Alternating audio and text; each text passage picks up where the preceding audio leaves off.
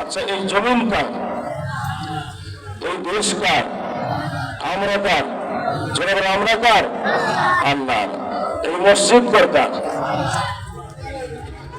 সারা বিশ্বের সকল ঘর আপনি আমার হলো, এই ঘরটা আল্লাহর হলো।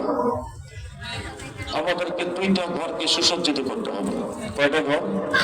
দুইটা ঘরকে সুসজ্জিত করতে হবে। একটা হলো আল্লাহর ঘর, মসজিদ দুনিয়াতে সুসজ্জিত করতে হবে।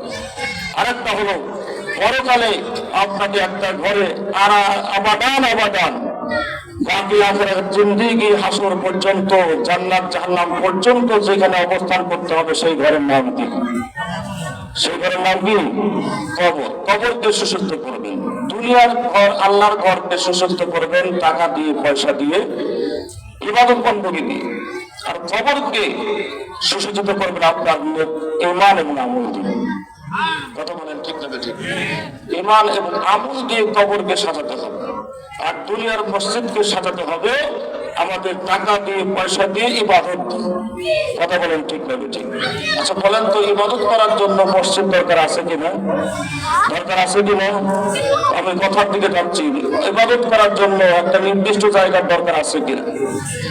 ইন্না আউয়ালা বাইতিন বুযিআ লিন-নাসি লাল্লাযী বিবাক্কাতিন মুবারাকান ওয়া হুদাল লিল-আলামিন। চিৎকার আল্লাহু আকবার। আল্লাহ কি বললেন? ইন্না আউয়ালা বাইতিন বুযিআ লিন-নাস। এই পৃথিবীর মধ্যে সর্বপ্রথম যে ঘরটি তৈরি করা হয়েছে, ইন্না আউয়ালা, আউয়াল মানে প্রথম, আউয়াল মানে প্রথম, আখির মানে শেষ। প্রথমের বিপরীত কি? শেষ। দিনের বিপরীত রাত, সকালের বিপরীত বিকাল, ভালোর বিপরীত মন্দ, শিরকের বিপরীত ফাসিক, বান্দা।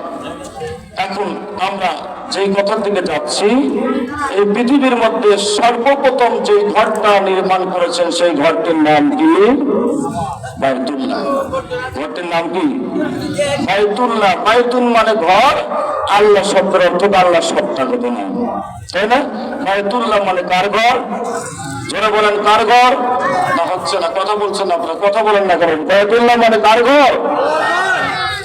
আল্লাহ রাব্বুল আলামিন বলেন সুন্দর করে আমার সঙ্গে পড়ুন, আওয়ালা বাইতিন উযিআ লিন-নাসি লাল্লাযী বিবাক্কাতিন মুবারাকান ওয়া হুদাল লিল-আলামিন। আল্লাহ রাব্বুল আলামিন বলেন এই পৃথিবীর মধ্যে যেই ঘরটি আমি প্রথম নির্মাণ করেছি সেই ঘরটি হলো আল্লাহর ঘর বাইতুল্লাহ। আল্লাহর ঘর বাইতুল্লাহ মক্কাতুল মুকাররমা যে ঘরটি অবস্থিত, এই ঘরটির প্রথম নির্মাতা আল্লাহ নির্মাণ করেছেন জাতির পিতা, আদি পিতা হযরতে আদম আলাইহিস সালামের দ্বারা। যেরকম সুবহানাল্লাহ। পৃথিবীর প্রথম মানুষকে জোরে বলেন কে? পৃথিবীর প্রথম মানুষ হলো আদম আলাইহিস সালাম। আর পৃথিবীর প্রথম ঘরটা হলো কোনটা? বাইতুল্লাহ। কোনটা? বাইতুল্লাহ। বাইতুল্লাহর একটা অংশের উপরে পুরোপুরি মসজিদ। কথা কি বলেন ঠিক আছে? বাইতুল্লাহর একটি অংশ। এই বিশ্বের যত মসজিদ আছে প্রত্যেকটা মসজিদ হলো বাইতুল্লাহর অংশ। প্রত্যেকটা মসজিদ হলো একজন মানুষের হাত পা, চোখ কান, নাক মুখ সব কিছুর উপরে যেমন মাথা। কথা বলেন ঠিক না? আমাদের শরীরের মধ্যে যতগুলো অঙ্গ প্রত্যঙ্গ আছে সকল অঙ্গ প্রত্যঙ্গের মধ্যে গুরুত্বপূর্ণ অঙ্গের নাম হলো মাথা। কথা বলা যায়? আচ্ছা বলেন তো, একটা হাত না থাকলে মানুষ চলতে পারে কিনা? একটা পা না থাকলে? দুইটা হাত দুইটা পা নাই, চলে কিনা? দুইটা চোখ নেই, চলে? দুইটা কান নাই, চলে? একটা কিডনি নাই, চলে? হার্টের বাল্ব ব্লক না হওয়া পর্যন্ত অকেজ হয়েছে, চলে কিনা? আচ্ছা একটা মাথা যদি না থাকে মানুষ কি চলতে পারে? কথা বলে মাথা ছাড়া মানুষ চলবে? আচ্ছা মাথা আছে কিন্তু মস্তিষ্ক কাজ করতেছে না, এই মাথার দাম আছে কি? দাম আছে? মাথা আছে, সব আছে, ট্রাকচার সব ঠিক, কিন্তু মাথার মধ্যে কাজ করে কি? মগজ। 280 গ্রাম মগজ আছে প্রত্যেকটা পুরুষ মানুষের মাথার মধ্যে। যে মগজটার ওজন 280 গ্রাম মস্তিষ্ক শক্তি, আর মেয়েদের মস্তিষ্ক শক্তির মধ্যে ওজন আছে 250 গ্রাম, অর্থাৎ 1 বেশি। এই মাথা যদি না থাকে তাহলে সকল অঙ্গ প্রত্যঙ্গের দাম কি আছে? এক পাগল রাস্তা দিয়ে যাচ্ছে, রাস্তা দিয়ে যাতে দেখছে একটা মানুষ মারা হয়েছে, তো মানুষটার শরীরে বিভিন্ন জায়গায় ক্ষত বিক্ষত, শরীরের বিভিন্ন জায়গায় ক্ষত বিক্ষত হয়ে গেছে। পাগল মানুষ জ্ঞান্ত নাই, এই মৃত ব্যক্তিকে মাইয়াকে মাথার থেকে পা পর্যন্ত সকল জায়গায় তন্ন তন্ন করে খুঁজে দেখছে যে এই মানুষটা কেন মূল্য কি করি। দেখে যে মাথার থেকে পা পর্যন্ত অনেকগুলো ক্ষত আছে, অনেক ঘা কাটা সাটা বহুত কিছু আছে। এখন পাগল বুদ্ধি না পায়, চিন্তা করে শেষ করতে না পারে, তো বলতে যাক মানুষ না মরে কিন্তু চোখ তো হইতে আছে, মানুষ না মরে কিন্তু চোখ তো ভালো আছে। আচ্ছা বলেন তুই মানুষ কাছে মরে কত বিপদ হয়, আর চোখ ভালো থেকে লাভ আছে? কথা বলেন, চোখ ভালো থেকে লাভ আছে? তো আমাদের হাত পা চোখ কান সব আছে, মাথার মস্তিষ্ক যদি ভালো না থাকে এই মানুষ থেকে কি লাভ আছে? থেকে লাভ নাই। তেমনি এই বায়তুল্লাহ হলো একটা ট্রেন গাড়ির ইঞ্জিন কভার, ইঞ্জিন হলো একটা বায়তুল্লাহ, আর এর পিছে 20-22টা বগি, সব হলো তামাম বিশ্বের সকল মসজিদ। যেরকম সুবহানাল্লাহ, বায়তুল্লাহ হলো সকল মসজিদের মাথা, বায়তুল্লাহ হলো সকল মসজিদের। আমার ভাইয়েরা, আমার বাবাজিরা, আমার বায়তুল্লাহর পরে দ্বিতীয় যে মসজিদটা ফিলিস্তিনের জমিনে আল্লাহ দিয়েছেন, ফিলিস্তিন ইসরায়েল বা ফিলিস্তিনিদের উপরে যে নির্মম অত্যাচার করেছে, আজকে একদিন নয় 1000 বছর আগের থেকে নির্যাতন শুরু হয়ে গেছে।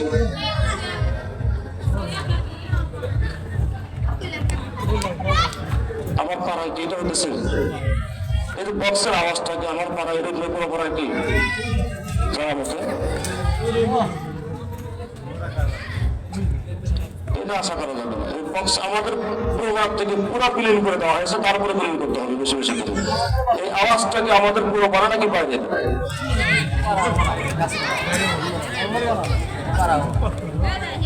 وقال الذين كفروا لا تسمعوا لهذا القرآن والغوا فيه لعلكم تغلبون। আগের পয়েন্ট একটু ছেড়ে দিলাম, আবার ফিরে যাব।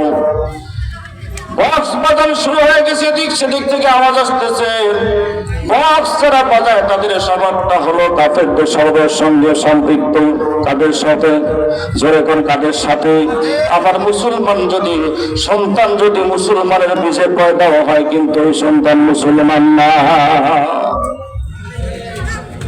সন্তান যদি মুসলমানের বীজ দিয়ে, মুসলমানের অপবিত্র পানি দিয়ে যদি তৈরি হয়, কিন্তু তারপরে ইসলাম বলে ওই সন্তান মুসলমান নয়, সন্তান কাফেরের সন্তান হয়ে যাবেন।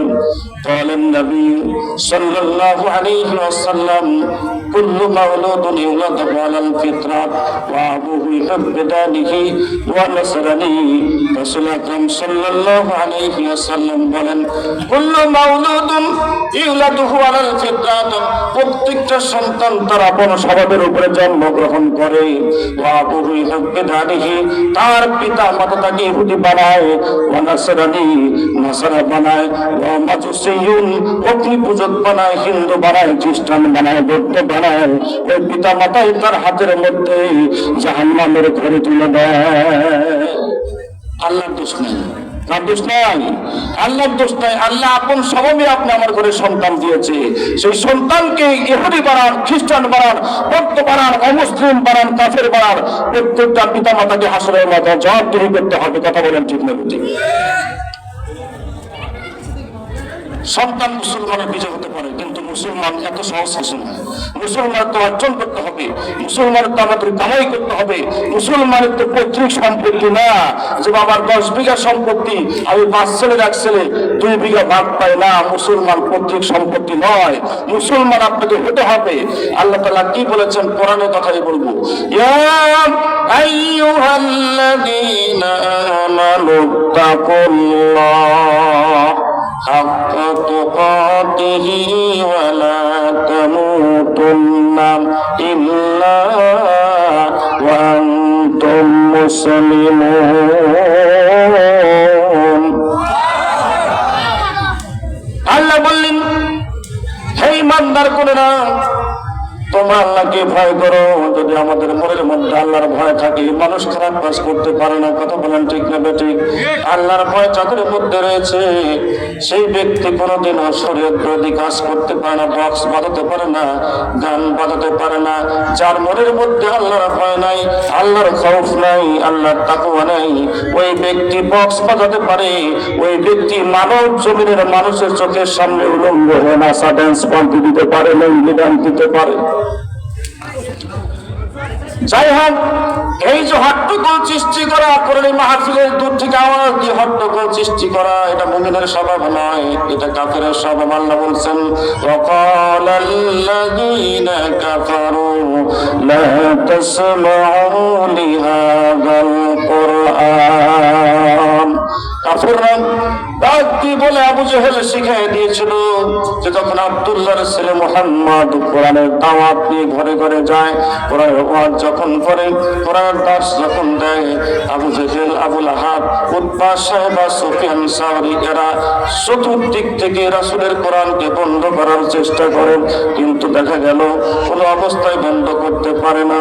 তখন আবু জেহেল এসে বলতে শুরু করলো, ওগা আমার অনুসারীরা, যদি তোমরা আমাকে নেতা বলে মানো, আবু জেহেল যদি তোমাদের নেতা হয়ে থাকে, তাহলে আগামী দিন ভোরবেলার থেকে আব্দুল্লাহর ছেলে মুহাম্মদ যেন কোরআনের আওয়াজটা জোরে বলতে না পারে।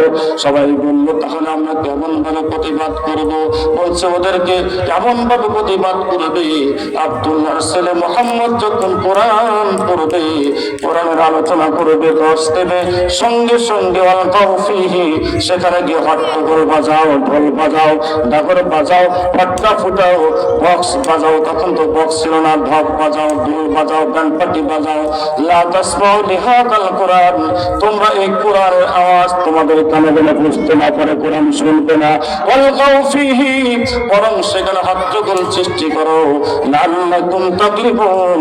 আবু জেহেল বলল, তাহলে তোমরা মুহাম্মদের উপরে বিজয় হতে পারবে। জোরে বলেন নাউযুবিল্লাহ। কোরআনের আওয়াজ বন্ধ করার জন্য ষড়যন্ত্র কার ছিল? যারা বলেন কার ছিল? আবু জেহেলের, কাফেরের ষড়যন্ত্র ছিল। কাফেরের ষড়যন্ত্র, কোরআন যারা আওয়াজ স্তব্ধ করে দিতে চায়, তাদের ষড়যন্ত্র হলো কুফরি ষড়যন্ত্র। আর কাফেররা হলো শয়তানের অনুসারী, শয়তানের ভাই। কথা বলেন ঠিক নেবে ঠিক? ইয়া আইয়ুহাল্লাযীনা আমানু ইযা নুদিয়া লিস-সালাতি মিন ইয়াউমিল জুমআহ।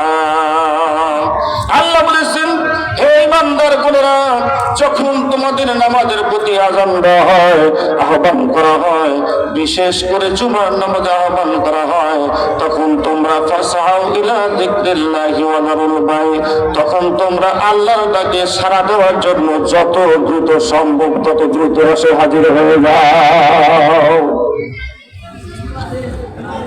আয়াতের মধ্যে কাফেরদের পক্ষে যারা কি কাজ করবে, তারা কাফের হয়ে যাবে, তারা শয়তান হয়ে যাবে।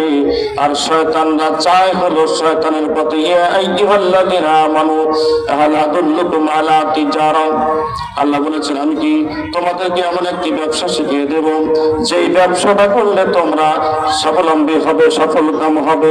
সেই ব্যবসা হলো তুমিনুনা বিল্লাহ, এক নম্বর আল্লাহর প্রতি ঈমান আনা, ওয়া তুজাহিদুনা ফি সাবিলিল্লাহ, এবং আল্লাহর রাস্তায় সংগ্রাম করা হলো মুমিনের কাজ।